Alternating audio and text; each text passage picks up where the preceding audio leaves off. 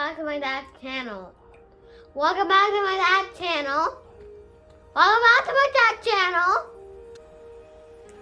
Good morning, good evening, good afternoon. This is Phoenix 198720 here to bring you my latest episode and my Let's Talk About series. Today's topic is gonna be Nintendo controller evolution. Now, did Nintendo change its controllers because of the console, or did Nintendo change its controllers because technology for gaming was getting advanced? That's a topic that a lot of people don't know, because if you look at PlayStation, their controllers stay similar all the way through. You look at Xbox, their controllers have stayed similar all the way through. Nintendo, whole different story. Their controller changed with every console. But why? Why did it change? Is it because the simple fact that the console changed? Or was it the simple fact that limitations on the games, so they had to change to make up for the limitations on the game? So I'm going to start off here a little bit. The NES controller was very simple. You had your A button, your B button, your start button, your select button, and your control pad. Nothing very hard about that one, is there? Very simple, square controller, kind of hurt your hands in long play, but that's pretty much it. Now we're going to move on to the Super NES. The Super NES was a redesign of their NES controller. They took a lot of feedback when doing this. Controllers are round, and on the sides right here, you can see controllers are round. But they added a couple more buttons. To be exact, they added 4 more buttons to the controller. You have your A, your B, X, Y, your start, select, your control deck, and then up here on both sides they added the R button and the L button to give you, the gamers, more control within their games. Which, again, this was a nice, comfortable controller, fit nicely in your hand, and there was no complaints about this controller. Then we got the N64, which do a lot more at us. N64 was definitely the controller that a lot of people loved. Also, at the same time, a lot of people hated these controllers, but they offered a new thing. You get your control deck, you got your start, so there's no more select button anymore. You got your main joystick, and that main joystick was either everybody loved it or everybody hated it. The hell with Joy-Con drift. These things, after wear and tear, they wouldn't work, or they finally get to the sensitivity that you wanted at. And if you were playing Mario Party and that little fucker broke, you know what? Your hand got ripped apart. But they got their A button, their B button, and they added the C buttons to help for directional turning in your axis, your Y axis and your X axis, which is awesome in its own. And they kept the shape for the Super NES right there. You see it goes round, but they got these let's say horns on there, which held the controller awesome. So besides these 4 buttons right here and the joystick, yes, they did remove the select button, but on the back of the controller itself, it had the Z button, which was able for, it was your trigger button. You wanted to shoot, you press your Z button or whatever. It was your trigger button for a lot of different things. This controller right here is revolutionized, and it was the biggest stuff with consoles at that time. It gave people more. Now we're gonna jump on to the GameCube here. And the GameCube, somewhere similar to N64, the Super NES, it's still got that nice smooth roundness on it. You can't go wrong with that. See that nice little smooth? They cut the horns down some so they're not as long. But they added a couple new things. So you, instead of your C buttons, you had a C joystick. You got your control pad right here, and you had an actual joystick that on the N64 was right here, but it's not right here anymore. It's right there, so it made it easier. You have your A button, which is nice and big, your B button, and your X and Y. So they added the X and Y in there. Your C button's now joystick. They got your shoulder button, your R, your L, but instead of having the Z button in the back, they put the Z up here, so it was easier, especially holding how you held this controller. But at the same time, it kind of took away because a lot of people really enjoyed the C buttons, especially in like Zelda, Mario, and stuff like that. So when they put the C button there, it took people time with the sensitivity because you can't turn down the sensitivity of these controllers on the console. It's freaking impossible. So I'm gonna jump on to the Nintendo Wii right now. Nintendo Wii, well, they went different with this one.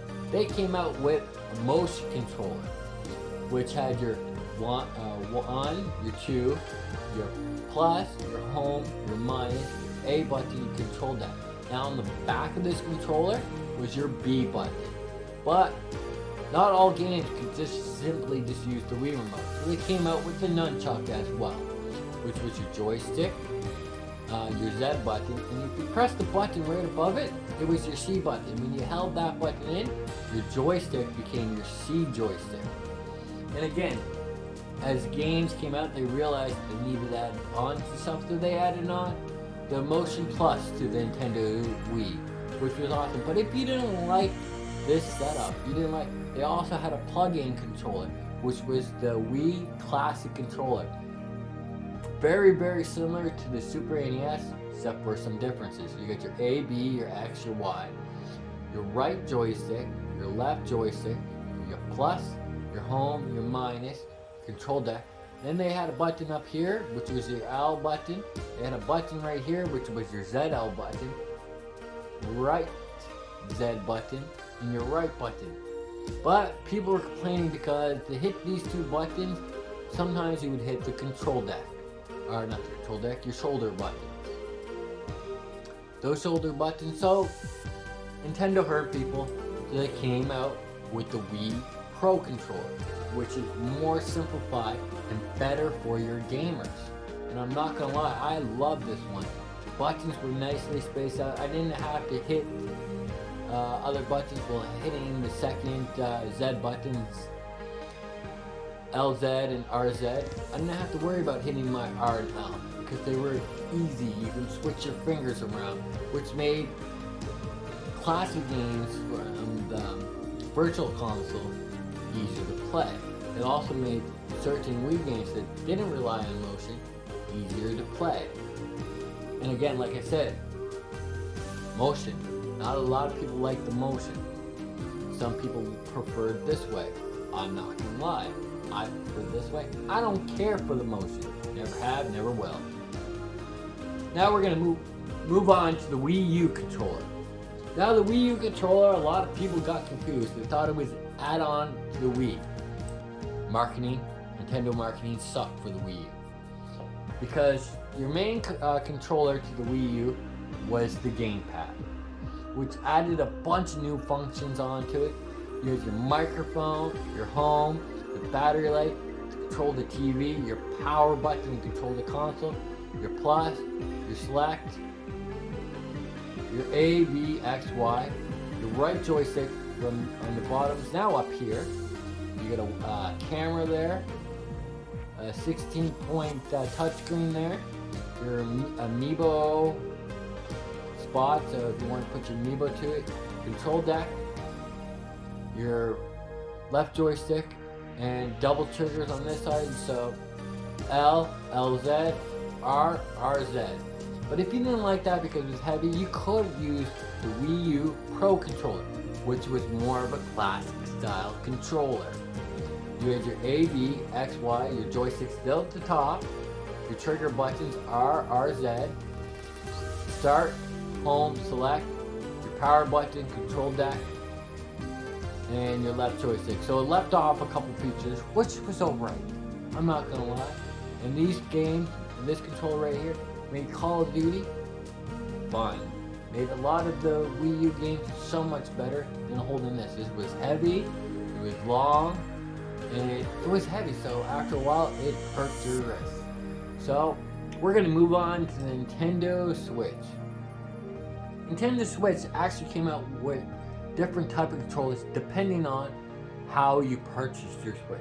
If you purchased your Nintendo Switch Lite, then the controllers didn't move. It was a Game Boy.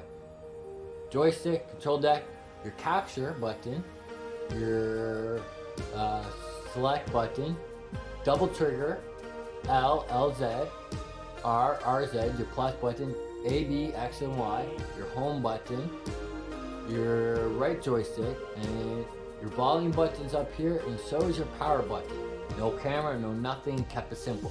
If you had the dock Nintendo Switch, you had Joy-Cons. Joy-Cons kind of sucked, but they were multiple use. You had your trigger button here, your L, and your R, your home, joystick, your plus button, and on top here you had other trigger buttons, so depending on how you hold your controller, but how you hit the trigger. You had your R, your RZ, your L, your LZ, select, control, your joystick. These are your C buttons, or in Nintendo's case, your control deck, and your capture button. They made this like that so you can turn them sideways and play them. You give your 4 buttons. But if you didn't like that because they were 1, too small, 2, you just didn't care for the controller, you wanted something more classic, they came out with the Switch Pro controller, which was your classic setup. It's a control deck, an actual control deck, your left joystick, your right joystick, your home, your capture, your select, your plus, A, B, X, Y, and it had your R and RZ button, your L, and your LZ button right up here. So, depending on what type of gamer you are, of course you use different type of controllers. But, I'm asking y'all, and this is my biggest question, what Nintendo controller did you enjoy the best growing up? Was it NES, Super NES, N64, GameCube, Wii U, or the Switch controllers? And to answer the question that I started on the first of this video, Nintendo changed their controllers because the controllers they had for the NES limited them to what they could do in the software. So why limit and not give the freedom? So they changed their controllers every time to bring the best home experience to every gamer that played a Nintendo console. But that's all I got for today, folks. So until further ado, this is Phoenix 1987 20 saying, hold up a minute, do me a solid, hit that like button, share this with all your friends and family and across your social media platforms. Do me a favor, if you're new to my channel, hit that subscribe button, then turn that notification bell so you can stay up to date with my latest videos, and drop me down a comment below. I love reading them all. So until further ado, this is Phoenix 1987 20 saying I hope you guys have a good morning, a good evening, a good afternoon. Peace.